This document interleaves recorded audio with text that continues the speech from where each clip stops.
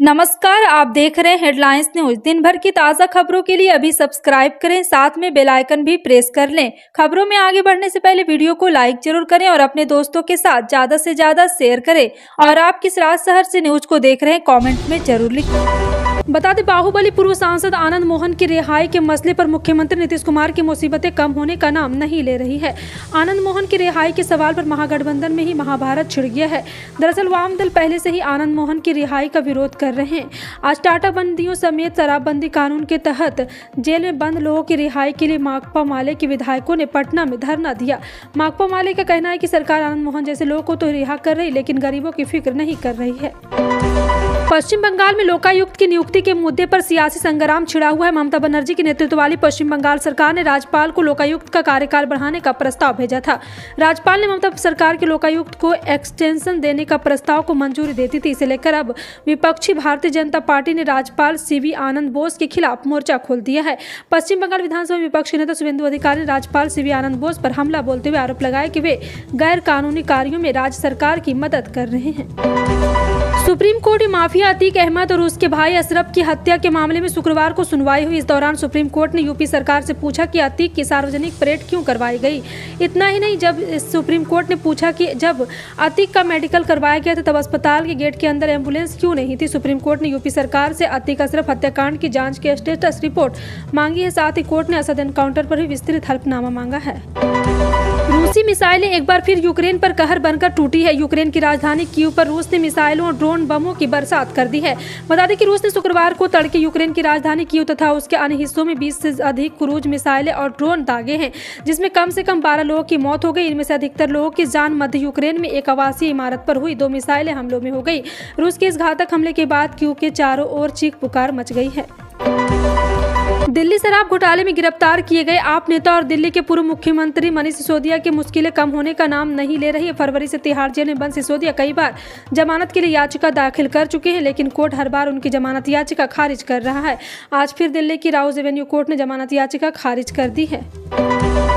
IPL 2023 के 37वें मुकाबले में राजस्थान रॉयल ने चेन्नई सुपर किंग को 32 रनों से मात दी।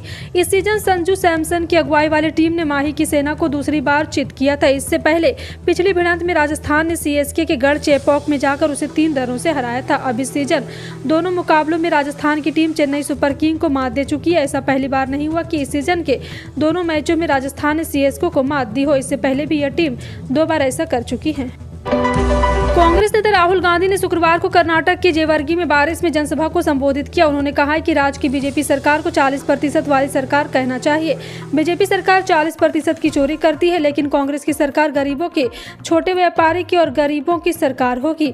राहुल ने कहा है कि केंद्र की कर्नाटक के कांग्रेस को कम से कम 150 सीटें मिलेगी। बीजेपी चोरी है और भ्रष्टाचार से सरकार को चोरी करने की कोशिश करेगी।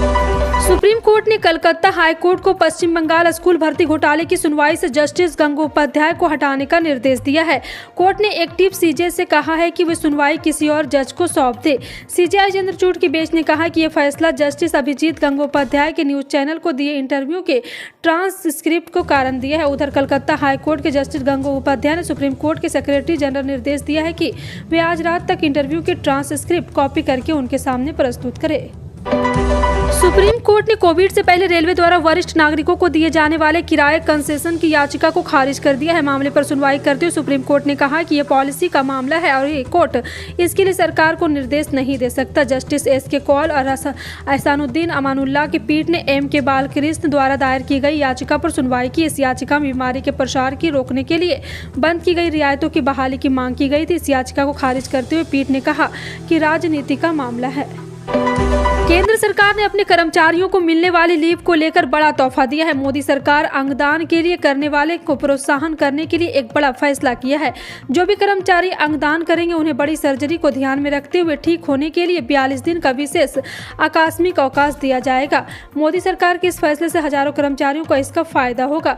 बता दें, केंद्र सरकार इससे पहले कर्मचारियों को इस काम के लिए 30 दिन की छुट्टी देती थी। इसे बढ़ाकर अब 42 दिन कर दिया गया है।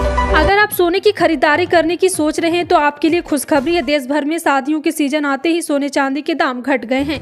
आज आपके पास सस्ते रेट पर सोने की खरीदारी करने का सुनहरा मौका है। 28 अप्रैल शुक्रवार को सोने चांदी की कीमत घट गई है। अगर आप सोने या चांदी की खरीदने जा रहे हैं तो आपके लिए पता करना जरूरी है कि आपके शहर में सोना चांदी किस रेट पर मिल रहा। यहाँ हम आपको सोने चांदी की रेट लेटेस्ट अपडेट बता रहे हैं। देश में आज 24 कैरेट सोने का रेट 350 रुपये यानी 0.58% सस्ता होकर 60,170 रुपये प्रति 10 ग्राम पर पहुंच गया है। पश्चिम बंगाल स्कूल नौकरी घोटाले में उच्चतम न्यायालय ने कलकत्ता हाईकोर्ट को यह मामला दूसरे न्यायाधीश को सौंपने के निर्देश दिए। उच्चतम न्यायालय के इस निर्देश का तृणमूल कांग्रेस के राष्ट्रीय महासचिव अभिषेक बनर्जी ने स्वागत किया। अभिषेक बनर्जी ने कहा है कि अब तक मामले की सुनवाई कर रहे न्यायाधीश अभिजीत गंगोपाध्याय के आदेश पर वे कुछ नहीं बोलेंगे। बता दें कि न्यायाधीश अभिजीत गंगोपाध्याय द्वारा स्कूल नौकरी घोटाले मामले पर एक न्यूज चैनल में दिए गए इंटरव्यू के बाद ही शुक्रवार को उच्चतम न्यायालय ने यह फैसला लिया है। केंद्र शासित प्रदेश पुदुचेरी में सरकारी महिला कर्मचारियों को राज्य सरकार ने बड़ी राहत दी है। लेफ्टिनेंट गवर्नर ने महिला कर्मचारियों को शुक्रवार को काम की अवधि में 2 घंटे की कटौती का तोहफा दिया है। इसका मतलब ये हुआ है कि अब पुदुचेरी में महिलाओं को शुक्रवार को 7 घंटे काम करना होगा।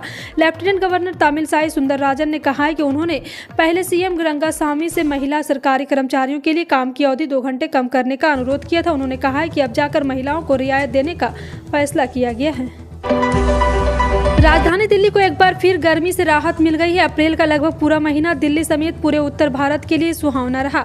मौसम विभाग के मुताबिक अब मई के शुरुआती दिन भी राहत भरे गुजरने वाले हैं। 4 मई तक दिल्ली में बादलों के पहरे के साथ हल्की बारिश के आसार हैं। मौसम का पूर्वानुमान लगाने वाले एजेंसी स्काईमेट के मुताबिक दिल्ली एक हफ्ते के बारिश वाले मौसम की ओर बढ़ रही है। 28 अप्रैल और 3 मई के बीच अलग अलग तीव्रता अवधि की बारिश और गरज के साथ छींटे पड़ने की संभावना। इस दौरान लगातार बादल छाए रहने और सीमित धूप रहने की संभावना है। पेंशन फंड नियामक और विकास प्राधिकरण ने अनिवार्य किया है कि राष्ट्रीय पेंशन प्रणाली को छोड़ने के बाद वार्षिकी भुगतान में तेजी लाने और सरल बनाने के लिए 1 अप्रैल 2023 तक ग्राहकों द्वारा कुछ दस्तावेज अपलोड किए जाए। भारतीय पेंशन के समय पर्यवेक्षण और विनिमय के एक नियामक संस्था PTARF ने कहा है कि सब्सक्राइबर के हित में और उन्हें वार्षिकी आय के समय भुगतान साथ लाभान्वित करने के लिए 1 अप्रैल 2023 से दस्तावेज को अपलोड करना अनिवार्य होगा। आज जनता का जन कल्याण हमेशा से प्रधानमंत्री नरेंद्र मोदी की तकरीबन सभी परियोजनाओं के केंद्र में रहा है। आम जनता को विभिन्न स्तरों पर निरंतर सहायता प्रदान करने के लिए पीएम मोदी ने विभिन्न योजना लागू कर उन पर लगातार नजर भी रखा है। इसमें आयुष्मान भारत योजना बहुत बड़ी राहत के तौर पर सामने आई। आम जनता को सरलता से उत्तम स्वास्थ्य सेवाएं निःशुल्क उपलब्ध कराने की अनोखी योजना आज देश के बहुत सारे जरूरतमंद व्यक्तियों और परिवारों के लिए एक बड़ा सहारा बनकर सामने आया है। संसद में इस साल आर्थिक सर्वेक्षण पेश करते समय वित्त मंत्री ने बताया कि आयुष्मान भारत योजना विश्व की सबसे बड़ी स्वास्थ्य योजना है। राज्य सरकार में कृषि विपणन राज्य मंत्री एवं दौसा विधायक मुरारीलाल मीणा ने दिव्यांगजनों के लिए विधायक निधि से स्कूटी देने के लिए 90 लाख रुपये स्वीकृत किए हैं। राज्य मंत्री मुरारीलाल मीणा ने नगर परिषद सभापति ममता चौधरी ने शुक्रवार को दौसा जिले के डाक बंगले में दिव्यांगजनों को स्कूटी वितरित की।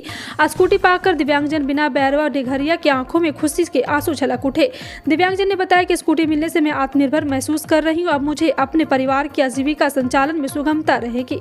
केंद्र सरकार ने सिद्धार्थ मोहंती को 29 जून 2024 तक भारतीय जीवन बीमा निगम का अध्यक्ष नियुक्त किया है। उसके बाद वो जून 2025 तक LIC के CEO और MD होंगे। मोहंती जून 2025 में सेवानिवृत्त होंगे। LIC के 4 प्रबंधक निदेशक में से मोहंती एक हैं। इन्हें मार्च में 3 महीने के लिए अंतरिम अध्यक्ष के रूप में नामित किया गया है। LIC में MD के रूप में शामिल होने से पहले मोहंती LIC हाउसिंग फाइनेंस के MD और मुख्य कार्यकारी अधिकारी रूप में कार्यरत थे। LIC देश के सबसे बड़े फाइनेंसर में से एक है। वह अडानी समूह में LIC का निवेश इस साल की शुरुआत में जांच के दायरे में आया था। प्रधानमंत्री किसान सम्मान निधि योजना के अंतर्गत हर साल किसानों के खाते में 6,000 रुपये की यह राशि आर्थिक सहायता 3 किस्तों के रूप में जारी की जाती है। हर किस्त को 4 महीनों के अंतराल पर जारी किया जाता है। अब तक कुल 13 किस्त के पैसों की सरकार दे चुकी है। और आपको बता दें कि अक्सर लोग प्रधानमंत्री किसान सम्मान निधि योजना से जुड़े कई सवाल उठाते रहते हैं। कई लोग का सवाल रहता है कि अगर पिता के नाम पर खेत हो तो क्या बेटा भी जरूरत भारत सरकार की प्रधानमंत्री किसान सम्मान निधि योजना का लाभ उठा सकता है। अगर आपका भी यह सवाल है तो यह खबर आपके लिए खास है। आपकी जानकारी के लिए बता दें कि अगर किसी व्यक्ति के पिता के नाम पर खेत है, हालांकि वह खेतों में किसानी और जरूरी कृषि कार्य करता है, ऐसे में उस व्यक्ति को प्रधानमंत्री किसान सम्मान निधि योजना का लाभ नहीं मिलेगा। वैश्विक बाजार में कच्चे तेल के दाम में उतार चढ़ाव देखने को मिल रहा है। इस बीच देश के कई हिस्सों में पेट्रोल की कीमत 100 रुपये प्रति लीटर के पार है, तो वहीं डीजल का भाव भी अधिकांश जगहों पर 90 रुपये प्रति लीटर से अधिक है। हालांकि भारतीय बाजार में पेट्रोल और डीजल की कीमत लगातार स्थिर है। और आपको बता दें कि 28 अप्रैल को तेल कंपनियों ने पेट्रोल डीजल की कीमत में अपरिवर्तित रखा है। और देश के महानगरों की बात करें तो दिल्ली आज यहाँ पे पेट्रोल की कीमत 96.72 रुपये लीटर है और डीजल 89.62 रुपये प्रति लीटर पर बिक रहा है। मुंबई में पेट्रोल 106.31 रुपये प्रति लीटर और डीजल 94.24 रुपये प्रति लीटर पर बिक रहा है।